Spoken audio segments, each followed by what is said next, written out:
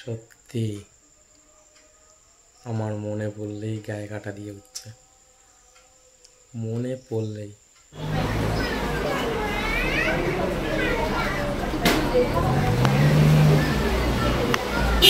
আজকে রিয়া রিয়া করতে করতে প্রেম আমার 3 হয়ে যেত, পাগল। শুভ সকাল বন্ধুরা, আশা করছি সবাই খুব ভালো আছো, আর আমিও কিন্তু বেশ অনেকটাই ভালো আছি। আজকে সকাল সকাল ঘুম থেকে উঠেছি, তবু সকাল বলবো না, ঘড়িতে এখন বাজে প্রায় 8টা। আজ রয়েছে আমার পরীক্ষার দিন। কেন বলছি বলো তো? আজ যাব আমি ডাক্তার দেখাতে। আর সত্যি প্রত্যেকবার ডাক্তার দেখাতে যাওয়ার দিনটাই মনে হয় কি নতুন একটা পরীক্ষার সম্মুখীন হব। প্রচণ্ড ভয় থাকে, প্রচণ্ড টেনশন হয়, জানি না কি বলবে, কি থেকে কি হবে, মানে সব সময় এরকম একটা ভয় কাজ করে।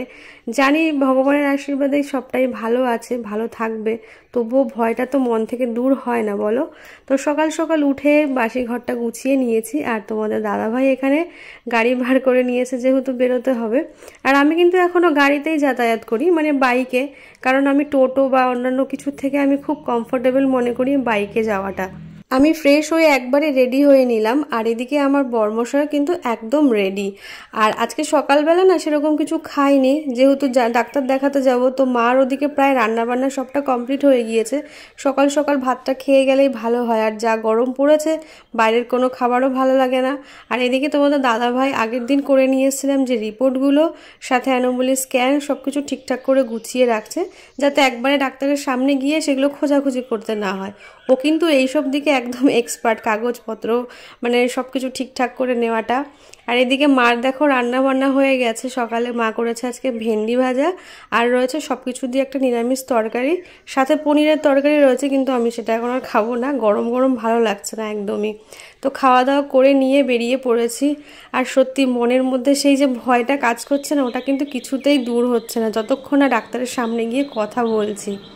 তোমরা যারা আমার ভিডিও দেখো তারা তো সকলেই জানো আমি কৃষ্ণনগরের ডাক্তার বি ভৌমিককে দেখাই। আর গতকাল 5টার সময় নাম লিখিয়েছিলাম, তো আমাদের নাম ছিল আজকে 63 নম্বরে। আর দেখো আজকে এত প্রচণ্ড ভিড়, কি বলবো, একদিন ডাক্তারবাবু বসেননি বলে এতটা ভিড় হয়েছে। আর যা গরম, আর মানে একটুও বসে থাকা যাচ্ছিল না, দাঁড়িয়ে থাকা যাচ্ছিল না। আর ঠিক সেই মুহূর্তেই না, মানে যাওয়ার আধা ঘন্টা পরেই হঠাৎ করে আমি পুরো সেন্সলেস হয়ে পড়ে গিয়েছিলাম।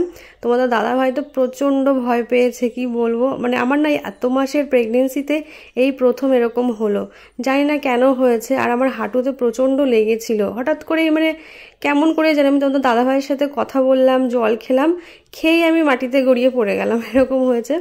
তো কিছুক্ষণ পর সুস্থ হয়েছি, হয়ে এখানে এসে বসলাম আবার। নামটা প্রায় কাছাকাছি চলে এসেছিল, অবশেষে ডাক্তার দেখানো হলো। আর তারপরে চলে গেলাম ওষুধ নিতে।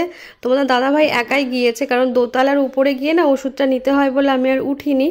আর ডাক্তার রিপোর্ট দেখে আর আমার অ্যানোমালি স্ক্যান দেখে কি কি বললো সবটা তোমাদের সাথে শেয়ার করব, ফুল ভিডিওটা দেখতে থাকো। বলো কেমন আছো? ভালো আছি। তো ডাক্তার দেখিয়ে তো অনেকক্ষণ আগেই চলে এসেছি, এখন সন্ধে হয়ে গিয়েছে। তো এসে বাড়ি এসে স্নান টান করে খাওয়া দাওয়া করে একটু শুয়েছিলাম, ওই জন্য আর ভিডিওটা এন্ড করতে পারিনি। আমি কিছু বলবো না আজকে, তোমাদের দাদা ভাইয়ের কাছ থেকে শুনবে যে কি ঘটেছিল। মানে আমি তো কিছু জানিই না, আমি তো কিছু জানি না, তুমি জানো, তুমি বলো। কেমন অসুস্থ রুগীর মতো লাগছে আমাকে। নতুন জীবন ফিরে পেয়েছি। তো গলার আওয়াজ কমে গেছে কেন? সত্যি আমার মনে পড়লেই গায়ে কাটা দিয়ে উঠছে, মনে পড়লেই। আমি কি করব, হঠাৎ করে কোনো মানে আমার বলার কোনো ভাষা নেই। ও খুব নার্ভাস হয়ে গিয়েছে। আমি তো বলছি যে এখনই যদি তুমি নার্ভাস হয়ে যাও, এখনো তো কত কিছু বাকিই আছে, তাই না? আর কি বলো তো, এত গরম এত গরম। সকালে তো খাওয়া দাওয়া করে খুব ভালো মতোই বেরোলাম। এমনি ডাক্তার দেখাতে গেলে একটা সেদিনকে একটা টেনশনেই থাকি যে কি বলে কি না বলবে। রিপোর্ট নিয়ে গেছি, তারপরে ভালো মতনই বেরোলাম, ভালোভাবেই গেলাম। ওখানে গিয়ে হঠাৎ করে এত গরম আর এত ভিড় হয়েছে আজকে, প্রচুর ভিড়, মানে গরমে মানে একটা সাফোকেশন এটা হয়েছে। আর কিছুই না, মানে আমি জাস্ট ওকে ডেকে যে কি গো বলে ওকে ডেকে ধরে দাঁড়িয়ে আমার হাত থেকে ফোনটা নিয়ে আমি ওর হাতে দিয়েছি ফোনটা, ঠিক আছে। তারপরে আর আমার কিচ্ছু মনে নেই যে কি হয়েছিল। তারপরে মানে যখন আমি টের পেয়েছি তখন দেখছি ও খালি রিয়া রিয়া করে চিল্লাচ্ছে, এরকম করছে, ঠিক আছে। তো পরে দেখছি আমার মানে আমার এই বাঁ হাতটা একজন ধরে রেখেছে, ওগুলো সব ডাক্তারেরই লোক ছিল না, মানে ওরা ওই সব, হ্যাঁ। তো মেডিকেল রিপ্রেজেন্টেটিভরা সব থাকে যে ওরকম ছিল, ওরকম দুজন আমার হাতটা ধরে রেখেছে। তারপর জল টল দিল, যাই হোক সুস্থ হয়েছে। কিন্তু আমার হাঁটুতে এত লেগেছে, কি করে কি পড়ে গেছি জানি না। আর ওর হাতেও ব্যাগ ছিল, জলের বোতল, আমি ফোন দিয়েছি। আর মানে আমার ওজনটা তো কম না, একটা মানুষ পুরো শরীর ছেড়ে দিলে কতটা ওজন হয়, ওরকমভাবে পড়ে গেছি, পুরো হাঁটুতে পুরো ছুলে টুলে গেছে। এখন ব্যথাটা ফিল করছি বেশি। তার মধ্যে কি হয়েছে, এই খবর শোনার পরে আমার শাশুড়ি মা ওখানে গেল, যাওয়ার পরে মা তো বাড়িতে ছিল, তারপরে মা বেরিয়ে গেল। যাওয়ার পরে মানে ও তো সেই সময় অতটা খেয়াল করেনি, নার্ভাস রয়েছে এমনি। গিয়ে মা গিয়ে দেখছে কি আমার এই কানের কানেরটা রয়েছে, আমার এই কানের কানের নেই। মানে সে আরে কি ততক্ষণে আমি একটু সুস্থ হয়ে গিয়েছিলাম, এবার তখন আমি কানে হাত দিয়ে দেখছি কি আমার এই কানের কানেরটা নেই।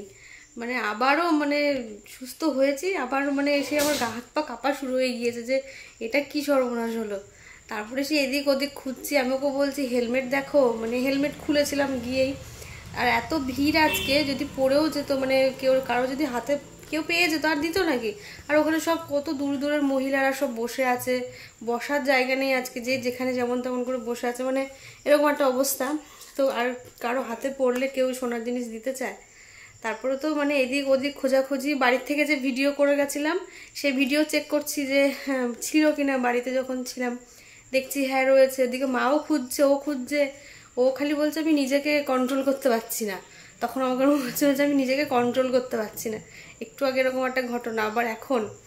তারপরে মানে সে খুঁজতে খুঁজতে খুঁজতে খুঁজতে ওই আমি যেখানে বসেছিলাম প্যাথোলজি সেন্টারটা, ওখানে কিছুক্ষণ খুঁজলাম, কোথাও নেই। ব্যাগ ট্যাগ সব হাতানোর পরে তারপরে দেখছি জামায় আটকে ছিল, আমার জামার মধ্যে, মানে হয়তো যখন জল টল দিয়েছি, ঘাড়ে টাড়ে জল দিয়েছি, রুমাল দিয়ে মুছেছি মুখটুক, ওরকম হয়েছে, বা হয়তো বসে পড়েছি, যাই হোক এই পাশের কানেরটা খুলে মানে আমার জামার ভিতর চলে গিয়েছে।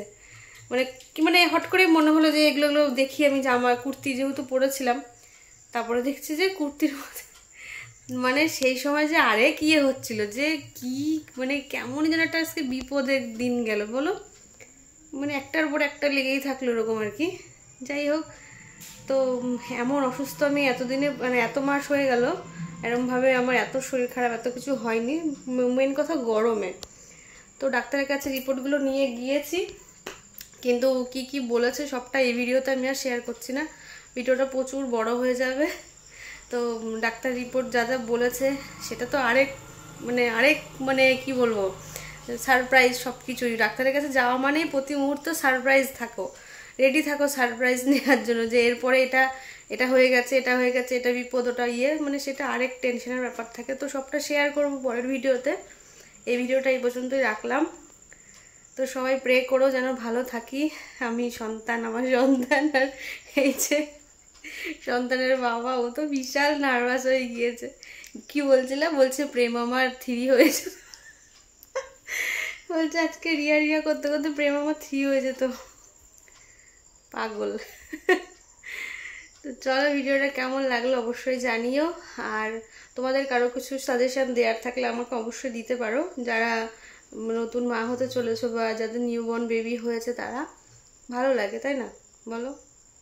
তারপরে তো আমি আমার কেয়ার অবশ্যই নিই, আমার উনি রয়েছে, সাথে বাড়ির লোক রয়েছে, মানে আমার শাশুড়ি মা রয়েছে, মা রয়েছে বাড়ির কাছে, সবাই অনেক কেয়ার করে। ভালো আছি আপাতত। তো চলো, টাটা। টাটা।